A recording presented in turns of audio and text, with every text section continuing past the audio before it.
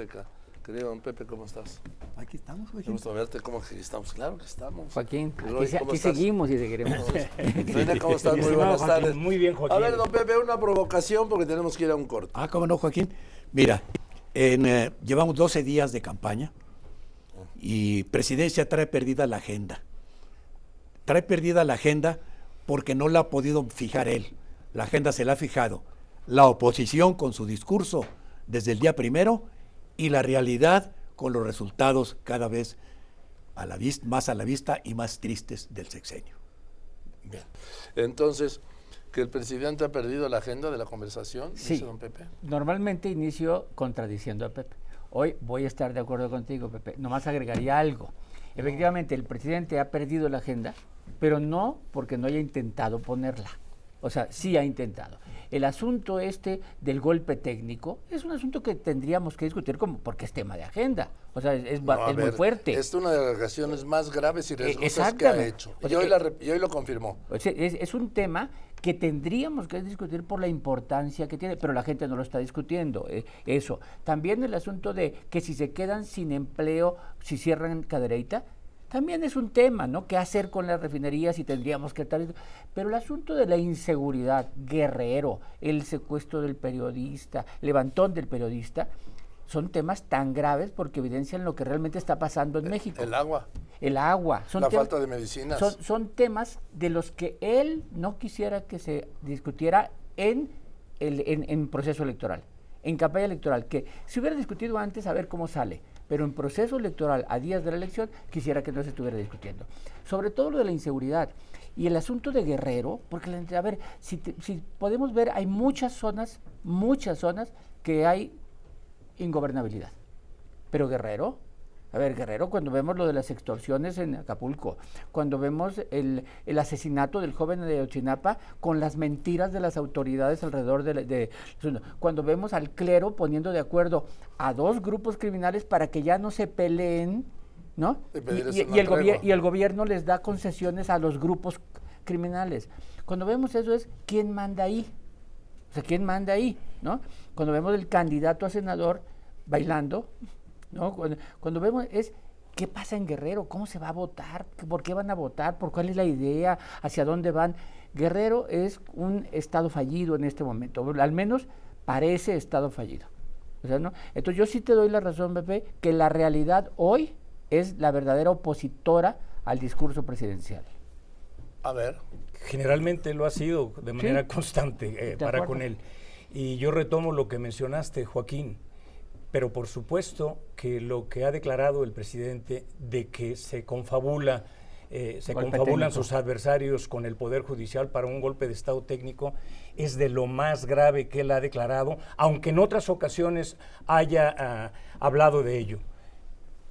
Estaba yo revisando ahí una información y me encuentro con tu artículo de hace 9 meses, 3 semanas aproximadamente, de hace un año, donde justo tocó ese tema, sí, y en ese momento hablabas, bueno, ¿de qué habla, señor presidente?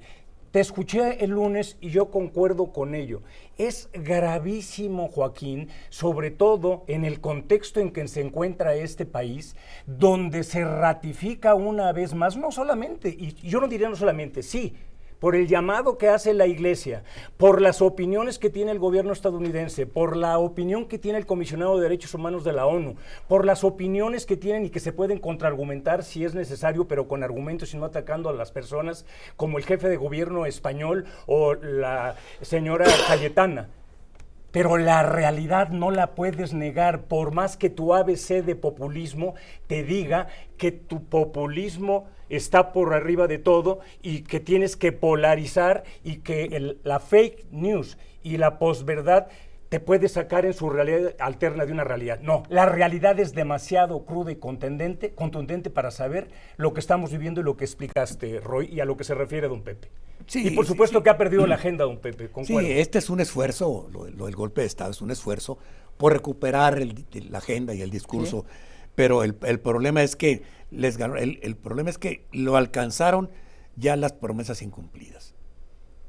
No estoy hablando de la economía porque a gritos o a sombrerazos, como diría mi abuelita, pero la economía ahí va, ¿sí? Porque viene de un rebote de estar hundida con la pandemia y el rebote que trae, la economía no está mal, pero sobre todo la economía informal, que va muy bien. La mayoría del empleo que se ha creado está en la economía informal. Bueno, yo no me quejo de la economía, pero me quejo de la economía, de la inseguridad. Dicen que el capital no viene donde es inseguro, no es cierto. Ve Guanajuato. Las grandes inversiones van a donde hay utilidad. Sí. Y en última instancia, si hay mucha inseguridad, el consumidor final de lo que produzca ese inversionista es el que va a pagar el costo de la seguridad. ¿Quién está pagando el costo de los asaltos a los transportes de carga en las carreteras? Los consumidores. Todos nosotros. Esa es la realidad que está enfrentando. Va a ser difícil, pero el problema es para la oposición. Y yo quiero insistir en algo que comentamos hace rato. No creo que el futuro de la República esté en la elección presidencial. A como están las circunstancias actuales, el futuro de la República está en quién va a controlar la Cámara de Diputados. Que lo has Y el dicho Senado. varias veces tú. La prioridad es el Congreso. Esa es la prioridad. Y entonces, contrario a lo que se dice aquí en el altiplano, donde seguimos contagiados del síndrome de los aztecas, que aquí está el ombligo del mundo, no, la decisión está en provincia. En todos los estados de la República, en cada distrito, los votantes tienen que pensar qué México quieren. Quieren un México que se regrese a que el gobierno sea el que decida todo, incluyendo control las elecciones, o un México con todas sus imperfecciones democráticas, el que sean los ciudadanos quienes elijan a sus autoridades. Ese es lo que tienen que decidir los ciudadanos de provincia, los de Sinaloa, los de Veracruz y los de Chihuahua. Esa disyuntiva como la que planteas está muy difícil para el ciudadano común y corriente. O sea, ese es lo ideal, estás hablando de un mundo ideal, pero el ciudadano común y corriente está votando por un modelo o por otro modelo. Apoyo al presidente o no apoyo al presidente, quiero que siga, quiero no que siga. Es decir, está tomando una disyuntiva mucho más fácil, ¿no? Que adentro de esa vengan, que si la democracia, las instituciones, es otra cosa. El ciudadano se va por disyuntivas más fáciles y así son las campañas. De manera que en la campaña uno va a decir, voto parejo, tus 6 boletas, vota parejito. Bueno, así lo pide López Obrador Sí, siempre. esa va a ser una campaña, ¿no? Y eso sirve mucho el que no conozcas a los candidatos, que no sepas quiénes son, que ahora ya los conocen más, porque ya después de 6 años ya saben quiénes son muchos, ¿no? Pero sí, el asunto es que al presidente sí le gustaría que la discusión fuera sobre este golpe técnico, porque además, esté o no equivocado, es una discusión que puede ganar. Porque la credibilidad que tiene la gente sobre las elecciones es que normalmente piensa que hay fraude. O sea, normalmente piensa que... Normalmente no. Piensa que hay fraude. O sea, cree. O sea, no, es decir, no sabe, no ha visto. Cuando dices, oye, ¿y viste que se robaron la urna? No, pero se robaron la elección, sí se la han de haber robado. Oye, pero si tú nunca viste nada. O sea, es como cuando dice, ¿usted cree que la policía, que el tránsito pide mordidas? Sí, ¿usted ha visto que no? Ah, bueno, entonces, ¿por qué lo creo? Porque creo. Es una credibilidad y piensa que hay fraude y piensa que solo los tontos no piensan que hay fraude. Entonces, ese asunto del golpe técnico al presidente sí le da cierta verosimilitud en su discurso. Se están coludiendo para aceptar. Pero no sé en dónde, no sé a qué nivel. Sí, bueno, a ver. Salgamos a la calle. Así. Y no les importa. ¿Qué opina usted de la declaración del presidente Ni se López enteraron, Obrador ni se de enteraron. que se está preparando un golpe de Estado técnico desde la oposición con los jueces? Así dijo. No le entienden, ¿qué estás ¿Qué? preguntándoles? Si no entienden qué preguntar. No, Pero a mí es que no me asalten. ¿Qué es lo que no quiere que hable el presidente? Sí. El presidente va a contrapelo, defendiendo su política, le llama, yo le llamo karma, ¿no? Esto de la seguridad. De abrazos y no balazos. Eso no es una política pública, es un karma. Pero destacaría algo que dijimos la semana pasada. La elección del 18 se llamó corrupción, tampoco se llamó economía. De esta hasta el momento es inseguridad. Inseguridad y la corrupción ligada a la inseguridad. Sí. O sea, la economía, aquella famosa frase de Dick Morris del 96 de It's economy, no, it's not the economy en este momento. ¿Por qué? Porque la economía está funcionando relativamente bien. Lo que sucede... Porque la preocupación de la mayoría de la gente no es la economía, es la seguridad. Exacto. Pues son las medicinas. Por supuesto. Y es la segunda, la salud es la segunda. Sí. por supuesto. Y por más que el presidente, con todo el aparato de propaganda que tiene y como ha acostumbrado, quiera evadir la realidad e inventar su realidad interna y estar en la invención, la realidad no conspira y la realidad está ahí, y la realidad lo que manda y mandata es que la inseguridad afecta por igual a toda la población mexicana, que el desabasto de medicinas afecta a una gran porción 50 millones de mexicanos acaba de reconocer el presidente. Así es, Joaquín. Y tú no puedes, por más habilidad, entre comillas, que tengas, y por más justificación de que por ti habla una gran autoridad moral y que está facultado para ello, y que lo que él dice es fuente de toda verdad y sabiduría, y que los otros actores políticos no están realmente en el asunto central. El asunto central es que la realidad que no conspira le dice inseguridad. ¿Sí? No le van a decir aquí, es la economía, como en aquel tiempo decían, no, es la seguridad, es el abasto de medicinas, ¿sí? Y es el presente de la gente, no solamente el futuro. Normalmente las campañas se trabajan en futuro, Joaquín, pues ahora no, ahora es los predicados de la vida cotidiana que sufre la población mexicana. De hoy. Así es. Y ese es el error que está cometiendo la oposición, está cayendo así como... Tú hablas de que la gente cree que hay fraude. Discúlpame, esa es una figura que desde hace 6 años se empezó a construir. ¿Sí? Y lo que estamos viviendo ahorita es lo que durante 6 años ha estado construyendo, y lo digo con toda franqueza, el presidente López Obrador ha creado la figura de fraude. Y es una gran mentira. No hay fraude en las elecciones desde 1997. Porque las elecciones son en cada casilla. Sí. En cada casilla volvemos a repetir lo mismo.